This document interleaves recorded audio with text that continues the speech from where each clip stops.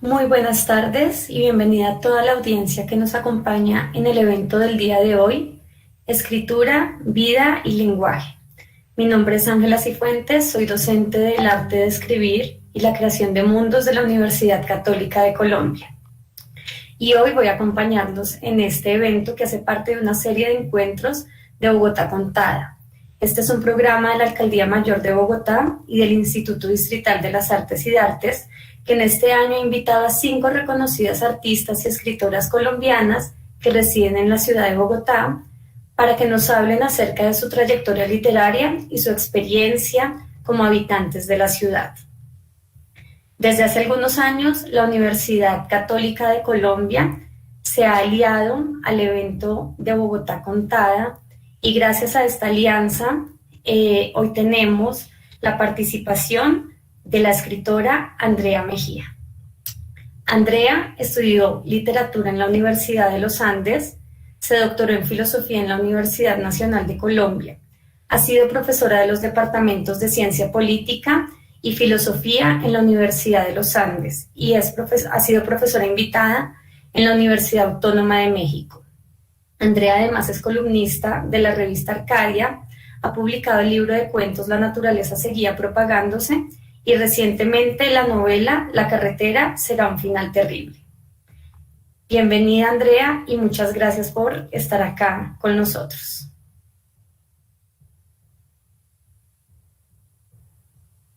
Vamos entonces a explicar cómo se va a dar el evento.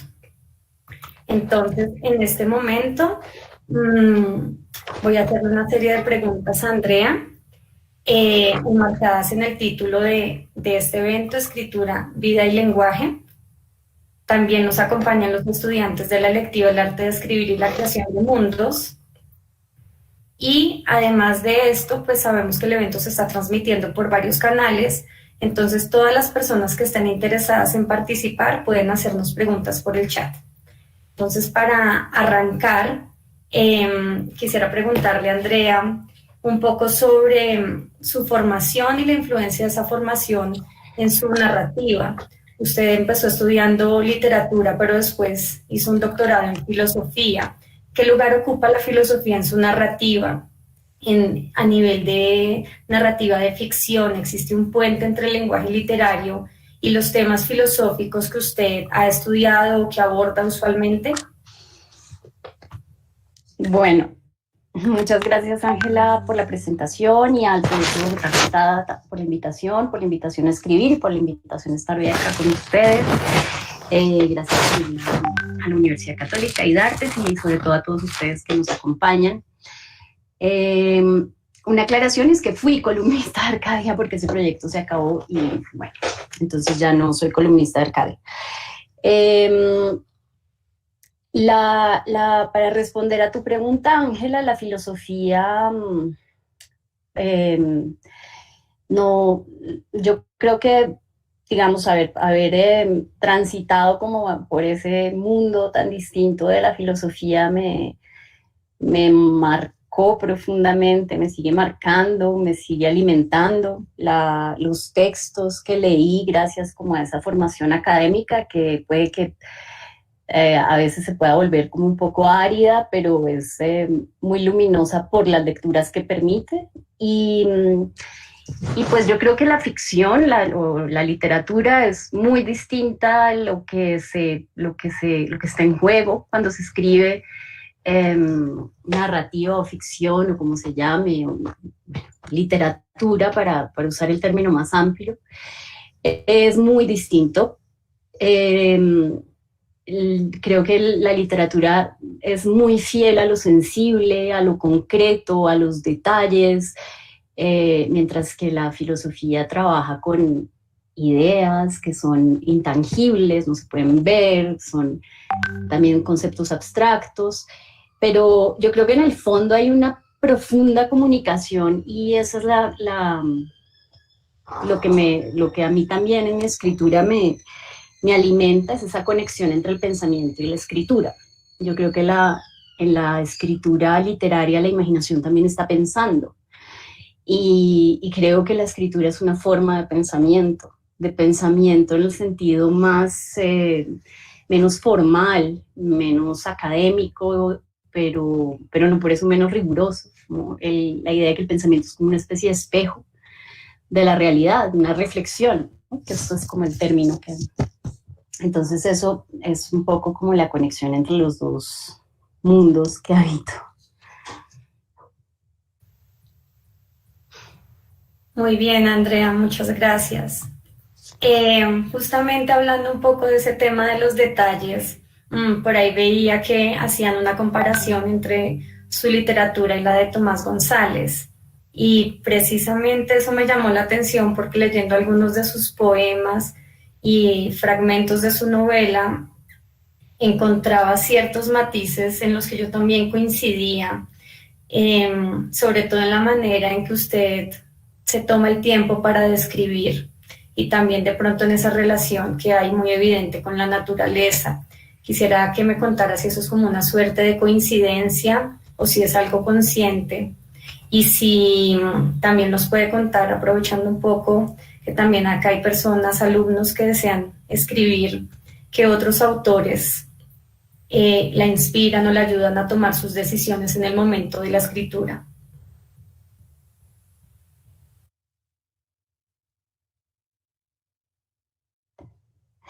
A veces, a veces me demoro quitando el micrófono y volviéndolo a poner, entonces me disculpan, por favor.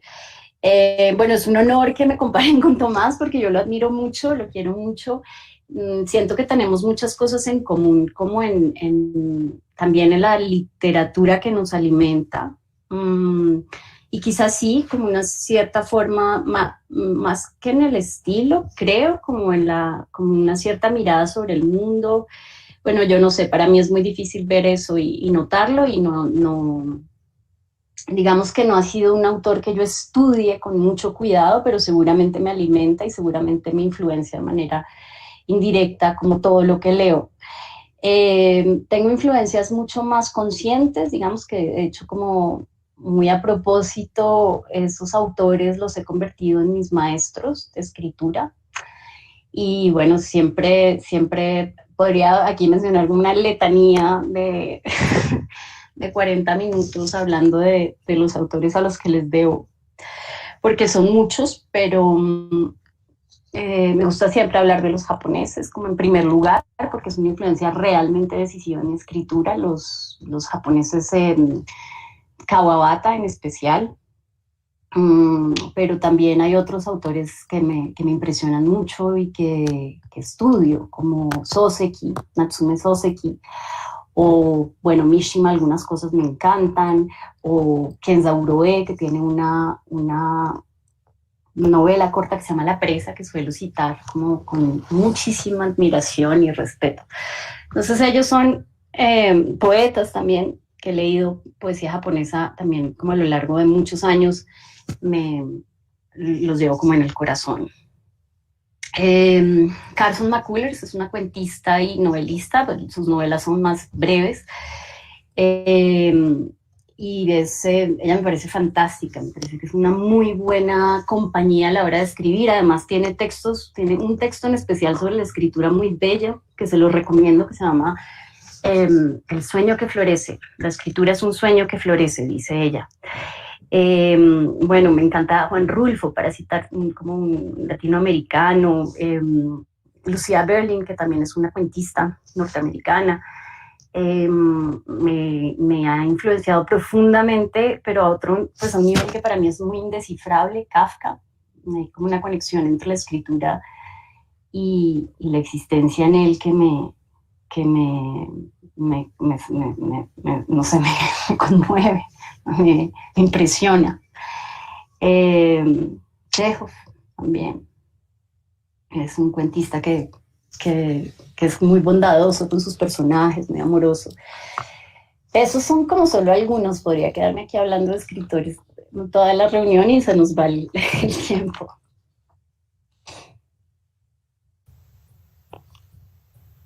Muy bien, Andrea, muchas gracias. Y bueno, no sé si entre esos escritores japoneses tenga usted a Murakami, pero justamente hace poco en un evento que estábamos con los estudiantes del arte de escribir y a propósito de una publicación que sale de la electiva, se hacía una reflexión de Murakami, se retomaba, en la que él habla de la diferencia entre escribir novelas y escribir cuentos, ¿no? Usted recientemente publica su novela y antes había publicado cuentos. Murakami ahí menciona que escribir cuentos es como plantar un jardín y recoger las flores, mientras que escribir una novela es como plantar una selva. Cuéntenos un poquito sobre esa comparación, qué Está tanto muy, la está muy llega a buena. experiencia. Me parece que tiene algo cierto y, bueno, aunque no sé si la selva se pueda plantar, pero justamente en esa imposibilidad de plantar la selva que crece sola, sin control y que crece como siguiendo sus propios ritmos y sus propios cauces, me parece que está la clave de pronto entre como la diferencia entre la novela y el cuento. Eso es una imagen muy bonita para pensarla.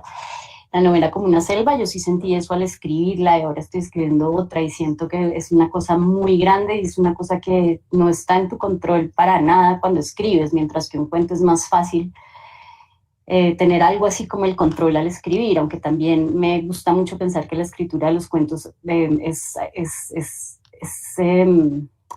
tiene algo de no controlable, siempre hay algo que tiene que sorprender a la persona misma que escribe al escribir un cuento.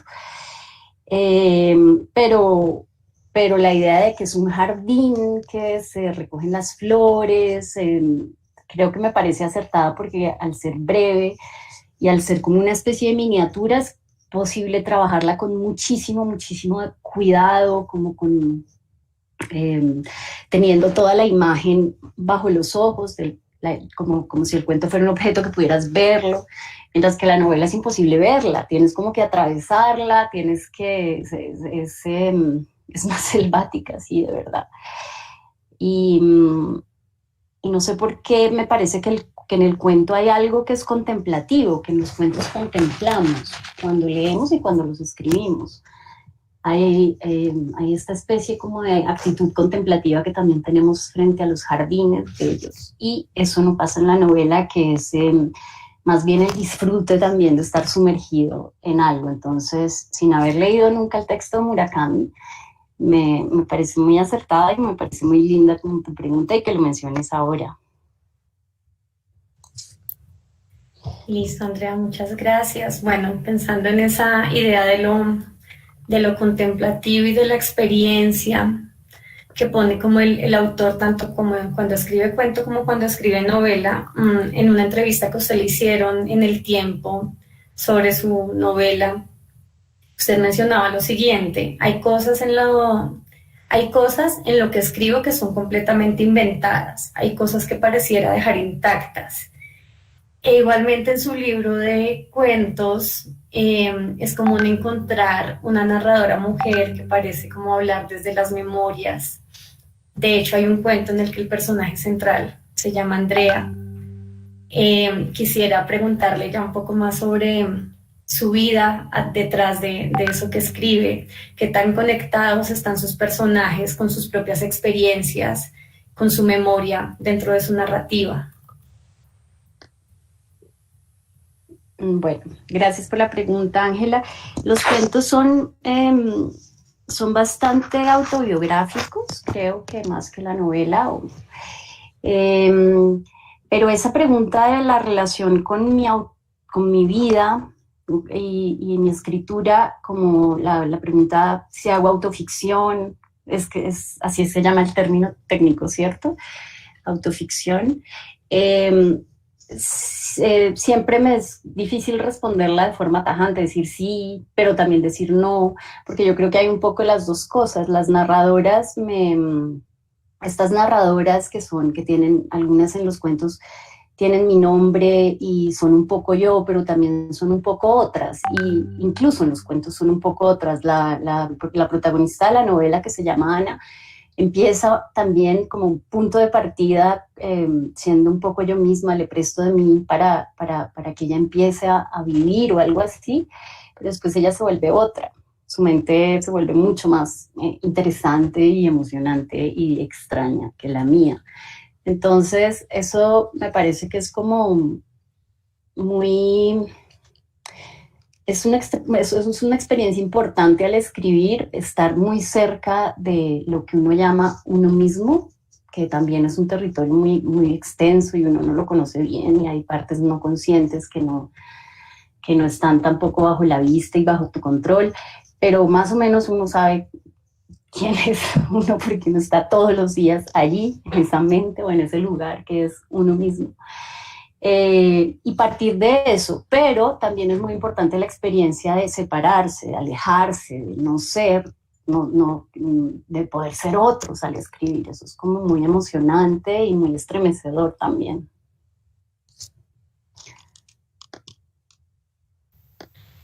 Bueno, y frente a esa posición, entonces usted, quiero hacerle como una pregunta en doble vía, ¿no? Como lectora, ¿qué prefiere? ¿Leer un poco las obras separándolas del contexto y del autor o tener más el conjunto, el global?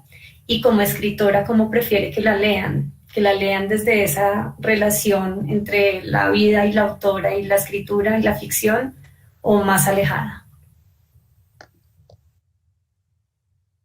Bueno, en mi caso, lo que más me importa a mí es el texto, pues como es todo, yo creo.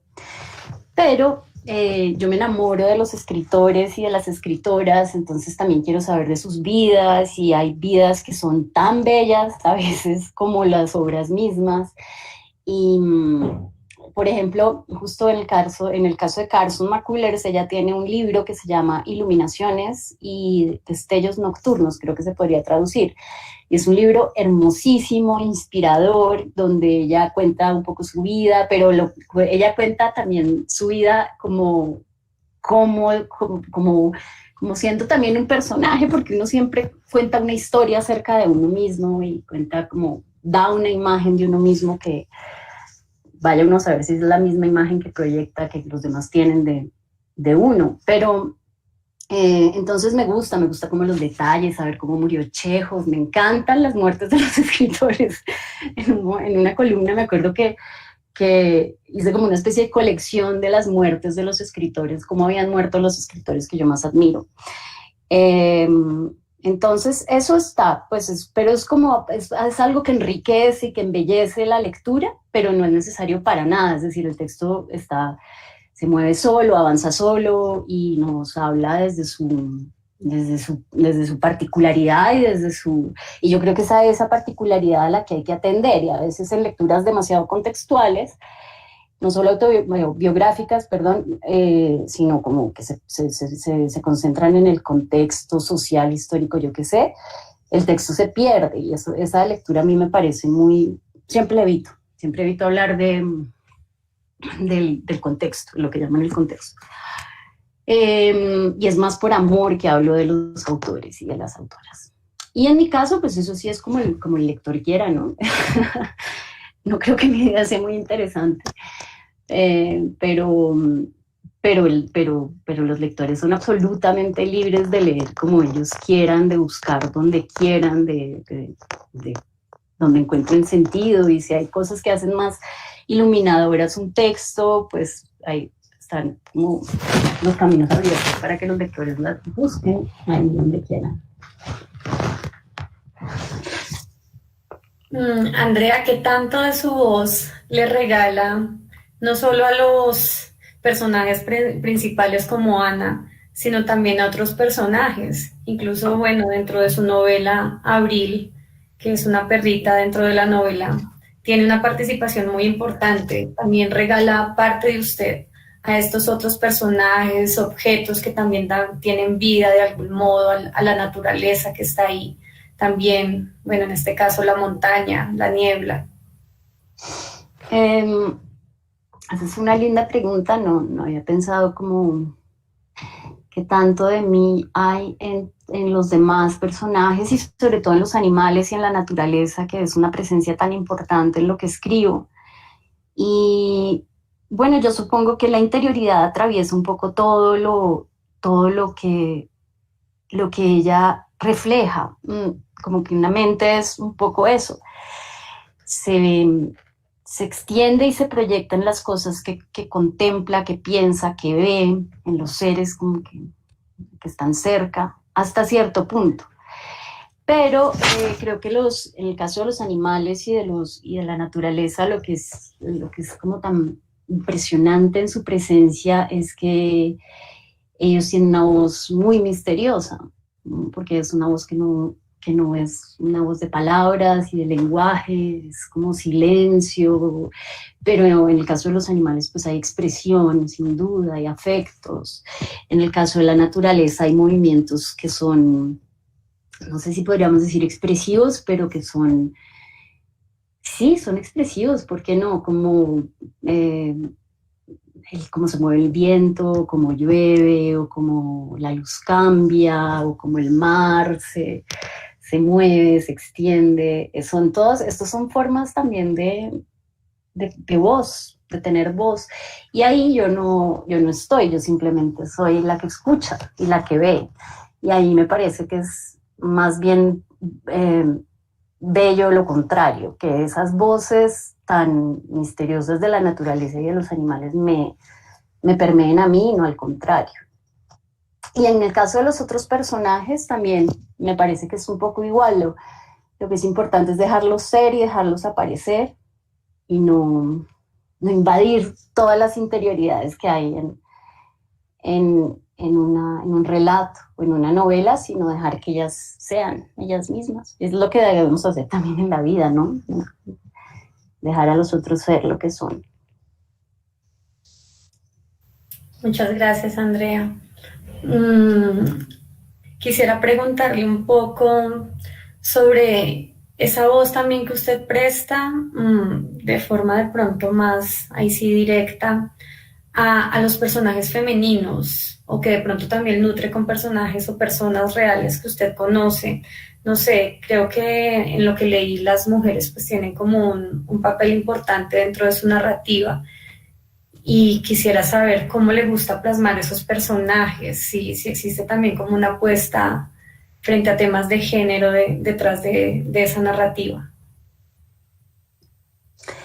Bueno, yo creo que no hay ninguna apuesta de ningún tipo como a nivel consciente, porque me parece que eso para mí es un mal punto de partida, a partir de un propósito de querer exponer algo, de mostrar algo, incluso cuando la causa es justa. Me parece que no, la literatura no es el lugar para eso. Para mí hay otras escrituras que con buena o mala fortuna buscan, como hacen ese tipo de apuestas que son, digamos, ideológicas, y digo ideológicas en un sentido completamente neutro, sin que sea despectivo y sin que sea tampoco valioso en sí, lo ideológico, ser ideológico, la ideología. Pero la literatura, creo que la que me gusta leer también, está libre de esa tarea. Ahora, es muy lindo para mí también cuando me leo después, cuando leo lo que escribo, me pongo un poco como en el lugar de lectora, encontrar esa relación que hay entre las mujeres, protagonistas y menos importantes, personajes menos importantes, pero que son relaciones de afectos muy solidarios, callados a veces, pero como de una comprensión y una entrega que no pasa con los personajes masculinos, porque las relaciones de mis personajes a veces es dolorosa y conflictiva, y bueno, como es la vida, ¿no? Pero yo siento que a veces rodeo a esas mujeres de otras mujeres que las sostienen, y de verdad eso no lo hago conscientemente, sino que quizás también es como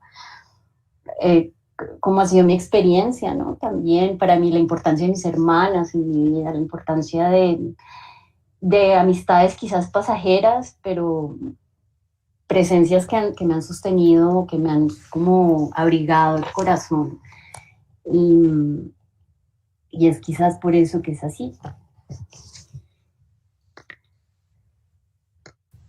Sí, yo logro evidenciar un poco esa cercanía que usted plantea ahí con esas personas. Creo que en algunos puntos es bien evidente, pero también logro evidenciar, por el contrario, un distanciamiento hacia la ciudad. Eh, Específicamente, pues usted en algunos puntos habla de Bogotá, pero no sé, y dígame si mi interpretación es correcta o cómo está ahí. La siento como una Bogotá un poco antagónica, un poco más una reflexión y una descripción más en detalle hacia los espacios vivos, hacia la naturaleza viva, y Bogotá más como una naturaleza muerta. ¿Cómo influencia es su transitar por Bogotá, su escritura? Bueno, no, ahora yo ya no vivo en Bogotá, sino que vivo en la montaña, donde vive Ana. Y la vida en la naturaleza para mí es la felicidad. Es como, ya no podría concebir una vida en la ciudad, me costaría mucho trabajo, sentiría como una gran pérdida. Pero eso me permite también ver a la ciudad de otra manera, verla con esa distancia, también con el asombro a veces de volver y ver y buscar.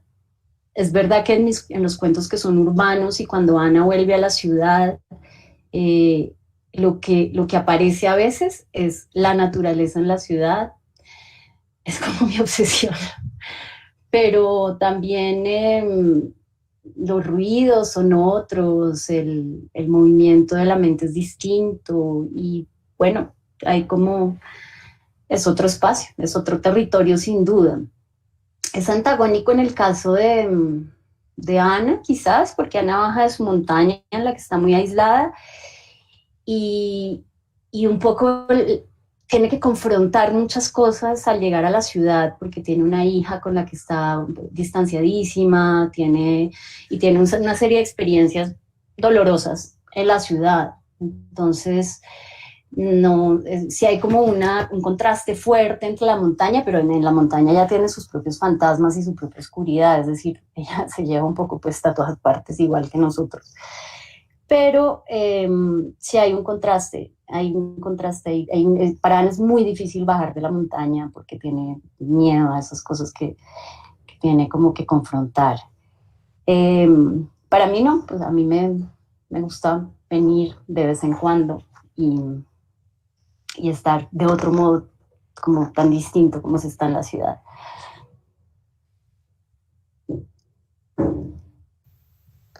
Muy bien, Andrea, muchas gracias. En este momento, entonces, quisiera dar paso a las preguntas de las y los estudiantes del arte de escribir, que pueden compartir sus preguntas acá por el chat. Entonces, vamos a ver qué preguntas surgen. Igualmente, a las personas que nos están viendo por otros canales, pues también los invitamos a hacer en este momento las preguntas que consideren pertinentes, lo que les genere como alguna inquietud, se puede hacer en este momento. Mientras que por acá nos comparten un poco, bueno, ya empezaron a compartir algunas preguntas, vamos a leer algunas, pues por temas de tiempo. Entonces, bueno, ya ahorita yo cierro con una que le iba a hacer. Bueno, no, sí, llegaron cantidades de preguntas. Sí, muy bien, chévere. Entonces, bueno, acá nos pregunta Ángel, ¿cómo saber diferenciar a la hora de escribir entre novela y cuento y no encasillarse con una de ellas? ¿Cómo saber diferenciar y no encasillarse? Es decir, cómo más bien no hacer una diferencia muy tajante, si entiendo tu pregunta. Yo no sé, yo siento que son tiempos distintos, el cuento tiene un tiempo muy distinto al de la novela pues la extensión es distinta, el impulso es distinto, son distintos, yo sí creo que hay una diferencia, digamos, pero está también muy bien eso de pensar como no encasillarse y de repente te pasa que estás escribiendo algo que crees que es un cuento que se puede volver una novela, supongo que eso puede pasar o al revés, aunque eso me parece más raro que uno esté ya con el impulso de una novela y se quede en cuento, no sé, ni idea, pero sí son cosas distintas, son espacios diferentes y esa diferencia se va también sintiendo como en la práctica. como intuitivamente, pero también escribiendo es que se conoce como esa diferencia. Y leyendo, por supuesto, ¿no? Leyendo novelas y leyendo cuentos.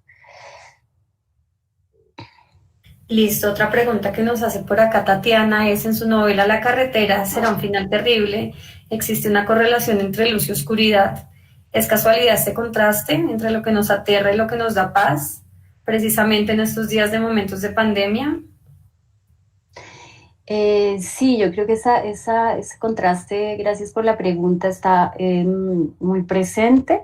Mm, creo que, mm, creo que la oscuridad es lo que permite también que haya luz, ¿no? Que las cosas surjan. La oscuridad es un lugar donde las cosas no están determinadas, donde no tienen forma, donde son inquietantes quizás, pero eso hace que lo que aparece en la luz aparezca con mucha más fuerza, claridad, brillo. Ahí siempre la oscuridad es realmente parte de lo real, aunque no lo podamos ver. Entonces, yo creo que no hay que tener miedo a la oscuridad, hay que agradecerla. Es un espacio de silencio también, es un espacio de entrega, de exposición también a lo otro. Listo, por acá nos preguntan, mm, ¿cómo manejan los cambios temporales en el cuento de ballenas? Bueno, hacen referencia a un fragmento específico donde dice que al principio está recordando lo que pasó esa noche anterior y luego usted vuelve como a narrar el taxi, y en el taxi lo que está ocurriendo y a describir como el paisaje y demás. ¿Cómo hace esos cambios? Pues así, los hago así, tal cual como están ahí. No es nada técnico ni consciente. Cuando yo escribo no tengo ninguna regla técnica que me esté guiando para decirme esto es un flashback o esto es una... ni siquiera me sé los nombres. Como no tengo ninguna formación en talleres de escritura.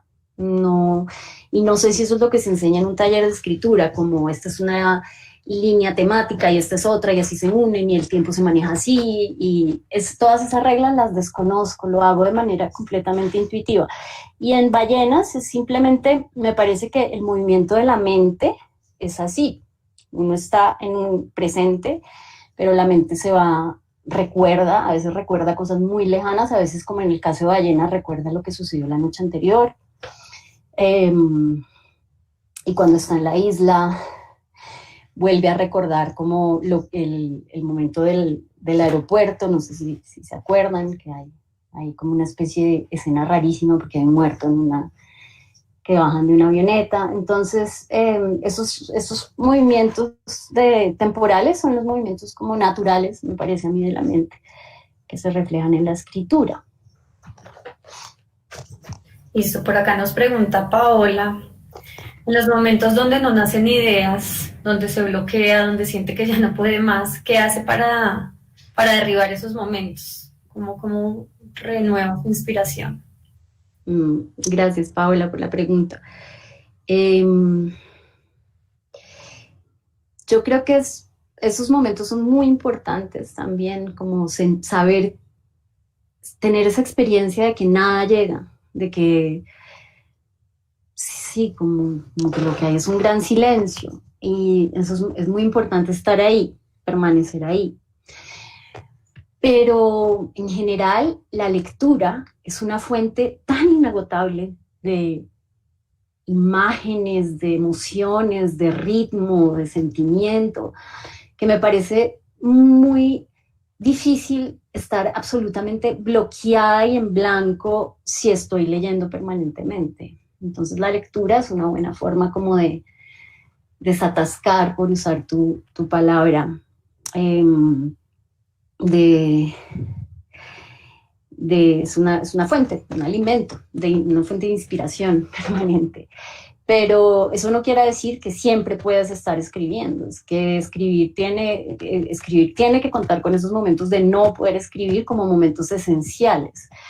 y además estamos escribiendo antes de empezar a escribir o cuando no estamos escribiendo, de alguna manera el proceso de la escritura ya empezó.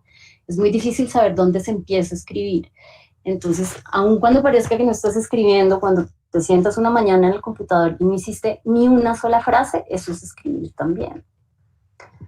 Es parte de todo. Muy bien. Bueno, acá yo me perdí un instante, discúlpenme.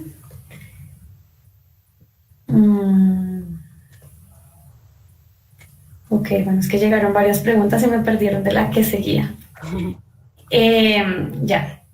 ¿Qué tanto dura usted en el proceso de documentación sobre los espacios en los que desarrolla sus historias? ¿Cada lugar que describe lo ha visitado previamente? No, esa es una pregunta interesante porque yo supongo que es diferente cada escritor, cada escritora tiene sus métodos y puede que algunos necesiten como lo que llaman investigación o yo no sé. Yo no, yo pues cuento con mi memoria y acudo a ella cuando quiero detalles y precisión en ciertas cosas, sobre todo en los seres naturales, en las plantas, busco, esa es como mi indagación, quizás un poco, es botánica. Pero si no, creo que la imaginación es como el principal instrumento, es una fea palabra, pero es, es el vehículo con el que contamos para escribir y los escritores imaginan, no tienen por qué ser historiadores ni hacer trabajo de archivo, porque no están rehaciendo la realidad o están creando un mundo, entonces no necesitan, creo yo, estoy segura que hay opiniones también que son contrarias y que también son valiosas, pero yo creo que un escritor no tiene por qué, por ejemplo, haber perdido a alguien para poder escribir sobre el duelo. Yo creo que la imaginación ahí puede extenderse hasta espacios y experiencias que nosotros no hemos tenido, lugares que no hemos visitado.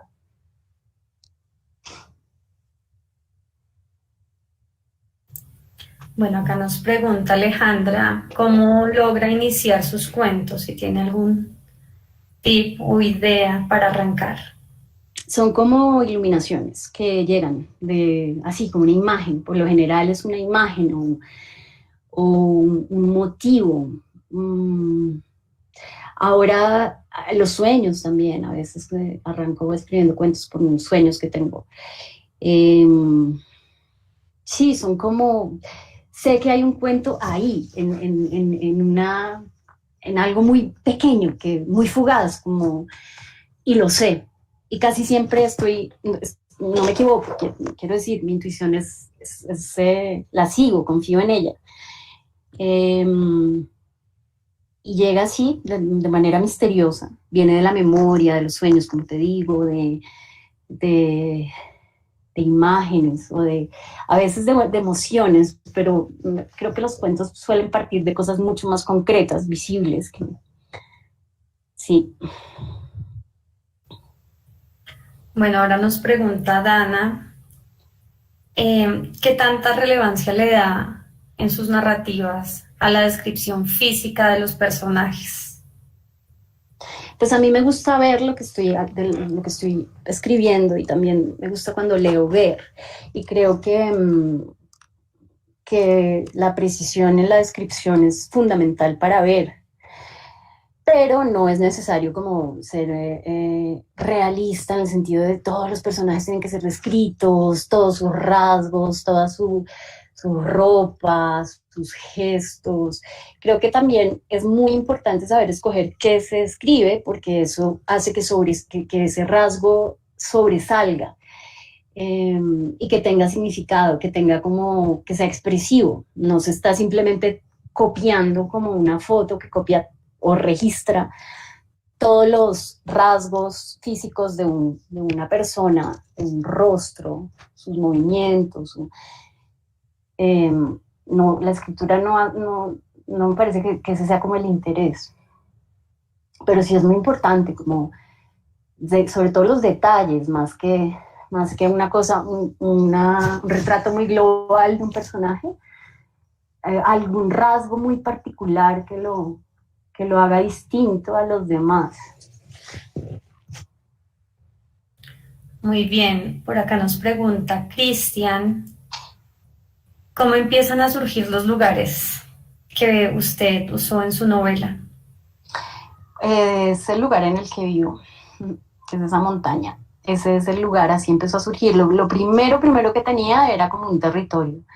Justo ayer estaba en una charla que se llamaba así, como territorios, y era la novela como pensada como en ese sentido, ¿no? Como la montaña como un territorio. Entonces, partí de ahí porque ese es un lugar real que conozco bien.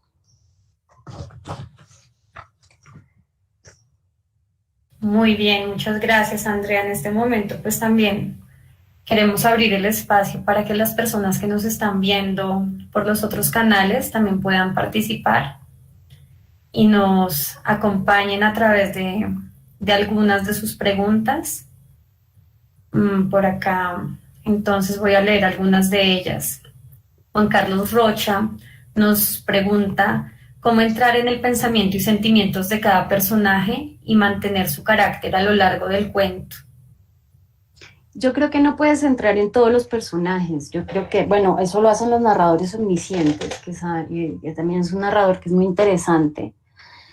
Pero en general mis narradores no son omniscientes. Saben, omnisciente quiere decir que sabe todo y que se puede meter en la mente de todos y que es capaz de hacer eso que tú dices, como mantener singularidades, como cada personaje siendo ese personaje y no todos los demás, ni tampoco siendo el narrador.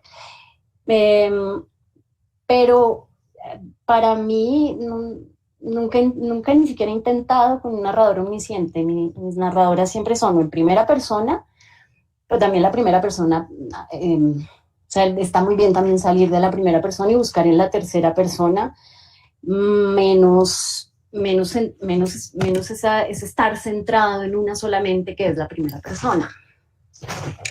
Entonces estoy ahora creo que en el libro de cuentos hay 2 cuentos escritos en tercera persona, el resto es en primera, y la novela está escrita en primera persona también. Entonces, son narradores que no están en la mente de todos los demás personajes. Incluso cuando es tercera persona, siempre se mantiene como la mirada en un lugar, o quizás en dos personajes, pero eso es todo, no más allá de 2. Incluso creo que siempre está centrada la mirada, así esté escrito en tercera persona. No sé si esto está muy enredado, muy técnico y muy aburrido, pero siempre está centrada la mirada en uno de los personajes. Y entonces los otros personajes aparecen solo desde afuera, como nos pasa también en la vida nosotros no tenemos acceso a la mente de los demás, pero sí a sus cuerpos, a sus gestos, a lo que es visible en ellos. Entonces, es a través de esa parte visible de los demás que intuimos una mente detrás, intuimos emociones, y no son solo intuiciones, son como, a veces son reveladores, las miradas, los movimientos, son reveladores de lo que está pasando allá adentro, si es que hay algo así como un adentro y uno afuera tan separados, pero sí, no sé si eso responde a tu pregunta. Listo. Por acá Ángela Duarte nos pregunta, ya habíamos hablado de qué autores inspiran su obra y usted había mencionado de pronto un par de libros, no sé, acá quieren como profundizar un poco más respecto a qué libros considera imprescindibles para su formación como escritora, para lo que escribe. Ay, esta pregunta siempre es tan difícil. Pero bueno, País de Nieve, de Kawabata, es muy importante para mí, es importante para mí la poesía.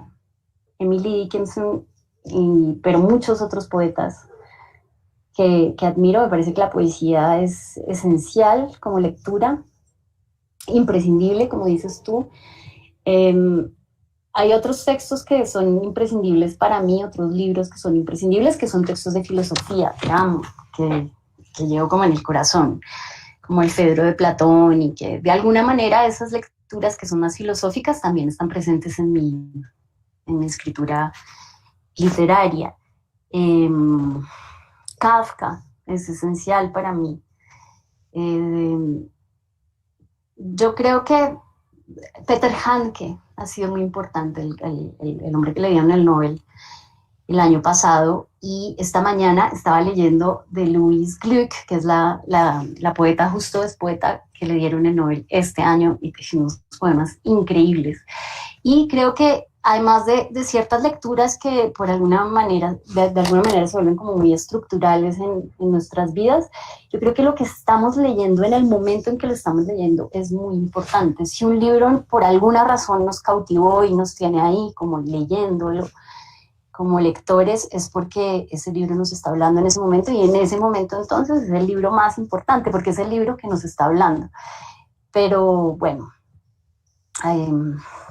por supuesto que hay lecturas como que marcan mucho más que otras, ¿no? Y yo creo que esas son las que hay que buscar, lecturas que tú sepas que realmente te están transformando, que son experiencias transformadoras, y eso cambia mucho dependiendo de cada uno de nosotros. Pero en mi caso es lo que les he contado ya, como los japoneses, y bueno, Kafka, que ya también mencioné. La Biblia es una súper lectura, hay mucha inspiración ahí también. Los textos sagrados del hinduismo son bellísimos, como los Upanishads o como el Ramayana, son épicas magníficas. Y hablando de épicas, pues también Homero, la Ilíada, la Odisea. En fin, hay tantas cosas, tantos textos que llevamos adentro. Gracias. Y por acá hay una pregunta, bueno, un poco más personal, de por qué estudio filosofía. Para no escribir. Estudié filosofía porque me parecía que la literatura no estaba en casa en la academia. Ahora no sé si creo eso. Debe ser una experiencia, mejor dicho, estudiar literatura es y puede ser también una experiencia maravillosa, increíble, con grandes experiencias también. Pero yo sentía que la filosofía sí era como que el espacio de la filosofía sí era la academia, mientras que la literatura era para mí un espacio de amor y de libertad. La filosofía estaba bien en la universidad, como que tenía, no solo estaba bien, sino que necesitaba rodearme como de un ámbito académico para leer lo que quería leer en filosofía, que me parecía difícil, duro, pues hay como leer sola, que además hay que tener una disciplina increíble para leer filosofía uno solo. Bueno. Pero también porque yo creo que yo intenté escribir una novela, de hecho la terminé, pero es malísima, como a los 20 años, y escribir ficción, pues, me pareció tan difícil que de pronto estudiar literatura fue como una forma de tomar un atajo para no ir ahí directamente, no ir a escribir, ¿no? Como un poco aplazar eso que me pareció tan difícil en ese momento y que sigue siendo difícil un poco. Bueno, y acá una última pregunta, que no la estoy encontrando en este momento, pero la tengo presente, es cómo lograr los finales, cómo logra sus finales, tanto el de la novela como el de los cuentos. Vamos a ver que ya ahí acabó. Pues cuando pasa eso, tú sabes que acaba, más o menos. Pues acaba, simplemente lo sientes que ese es el final, pero muchas veces te puedes equivocar. Eso también es muy... ¿Qué tal que más allá haya otro final? Ballenas justamente acababa donde acaba el primer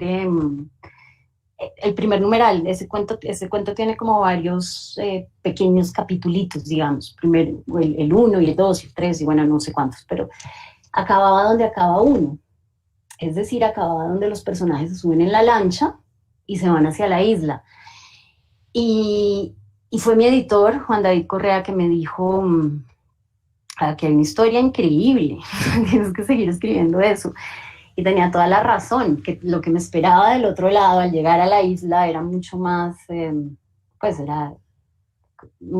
hubiera sido tristísimo perderme de eso por haber creído que el final estaba ahí.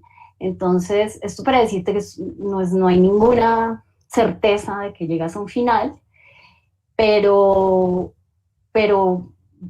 en la mayoría de casos los sientes que está bien, que ya seguir sería un poco arruinar, que más ahí es menos.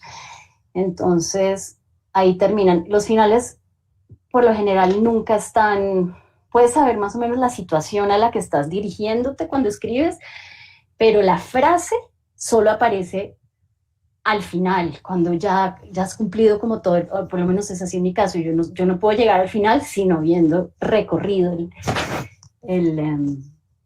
todo el camino. Pero bueno, supongo que también puede pasar que tengas un final y quieras llegar a él, y entonces todo lo que escribes es para llegar a esa frase que ya tienes escrita.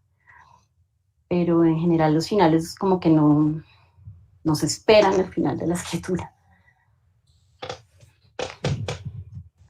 Bueno, muy bien. Entonces ya estamos llegando como al cierre.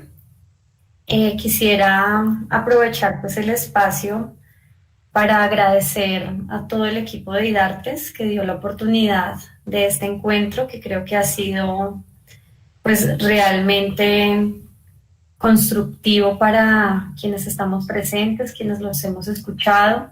Igual pues también supongo que está en YouTube y allí quedará grabado si alguien quiere repasar en alguna idea. Y para mí pues ha sido una experiencia y un honor poderla entrevistar a Andrea, de verdad que... Linda, Ángela. Muchas gracias, muchas gracias a ti por las preguntas y por la lectura, y a todos por las preguntas que siempre me hacen pensar mucho, y bueno, muy, muy contenta de estar con ustedes, mil gracias. Sí, no, muchas gracias, creo que bueno, ha salido todo muy bien, y como para cerrar y dar también como un abrebocas para los lectores y para las personas que hoy la conocieron, que de pronto no la conocían, o las personas que ya la seguían. Bueno, Bogotá Contada, además de estos eventos en donde interactuamos con las escritoras y los escritores, también pues saca una publicación. A mitad de año más o menos del 2021 va a sacar la publicación de estas mujeres escritoras y artistas que están reflexionando sobre Bogotá. Y me gustaría preguntarle a Andrea qué adelanto nos podría dar, una idea de eso que piensa escribir y que nos piensa compartir. Bueno, cuando Freddy, el editor del proyecto, tuvo la gentileza de escribirme, un poco me preguntó qué iba a hacer. Y yo, como nunca sé lo que voy a hacer, sino solo cuando ya lo he hecho y lo estoy haciendo, le dije que tenía como punto de partida una imagen que era un árbol amarillo en flor. Bueno, esto no se lo dije, pero me lo dije a mí misma. Un árbol amarillo en flor, y que son esos árboles que hay tanto en Bogotá, que yo no... Hay dos árboles que son el fresno y el alcaparro, y yo los confundía, pero el caso es que es un árbol amarillo en flor. Tenía esa imagen, no sé por qué, es como las imágenes de las que yo parto de manera muy intuitiva, como lo he dicho varias veces. Y tenía también ganas de escribir sobre el cielo, justamente en la ciudad, donde como la tierra llama tanto, el ruido, hay tantas cosas que bullen y que son visibles. Me parece que en la cuarentena, al vaciarse la ciudad, un poco nos permitió, digamos, ese silencio con todo también, con todo el miedo y el dolor de otros, y la angustia y la extrañeza, nos permitió un poco levantar la mirada al cielo. Entonces yo tenía solo eso, y sabía que ese camino me iba a llegar a algún lado. Espero no haber asustado a Freddy con un punto de partida como tan vago, y sobre todo tan poco urbano, porque un árbol y el cielo en la ciudad, para hablar de Bogotá, es como, bueno, no es como lo más esperado. Pero empecé a escribir, y sí, efectivamente, esas imágenes se fueron volviendo motivos más poderosos, hilados con otros. Yo tenía la posibilidad de escribir o ficción, como un cuento, o de escribir una crónica, fue la palabra que usó Freddy, y yo inmediatamente, también como de manera muy, sin pensarlo, me orienté hacia la crónica, y resultó ser una crónica en verdad, porque crónica tiene la palabra cronos, es como un texto sobre el tiempo. Obviamente en periodismo no es eso, pero en periodismo una crónica es como un relato que tiene algo informativo, tiene algo muy coyuntural, pero que es un relato. Pero yo quise usar la palabra crónica como en el sentido es un transcurrir del tiempo. Y efectivamente hay algo así, es como una crónica sobre el tiempo, sobre el movimiento del tiempo. El tiempo exterior, que es cíclico, como los árboles que florecen, como agosto, que cada año en Bogotá es ventoso, y ciclos como de la ciudad, propios también de la ciudad, no solo en la naturaleza. Y un tiempo interno, que es el del corazón. Entonces el texto se terminó llamando, y creo que ese es el título definitivo, se llama el cielo y el corazón. Y parece que no fuera para nada sobre Bogotá, por lo que les cuento, pero sí, porque son venidas recurrentes, como repetidas a lo largo de la cuarentena y al final, a Bogotá, como verla en sus cambios, en sus movimientos también, enrarecida por la cuarentena, silenciada, asustada, vacía, en fin. Eso es un poco. Pero bueno, ya tendrán la oportunidad de leerla, espero. Claro que sí, Andrea. Esta publicación se hace en Libro al Viento, entonces esperamos el otro año estarla viendo con esta publicación, y a todas las escritoras y artistas invitadas. E igualmente pues invitamos a toda la audiencia que se sigan conectando a los eventos de Bogotá Contada, que todavía quedan varios eventos en los que pueden participar. Muchísimas gracias nuevamente, Andrea, y muchísimas gracias a todos los que participaron y a las y los organizadores del evento. Que estén muy bien, que tengan una excelente tarde. Lo mismo para ustedes, muchísimas gracias por oírme, que estén muy bien.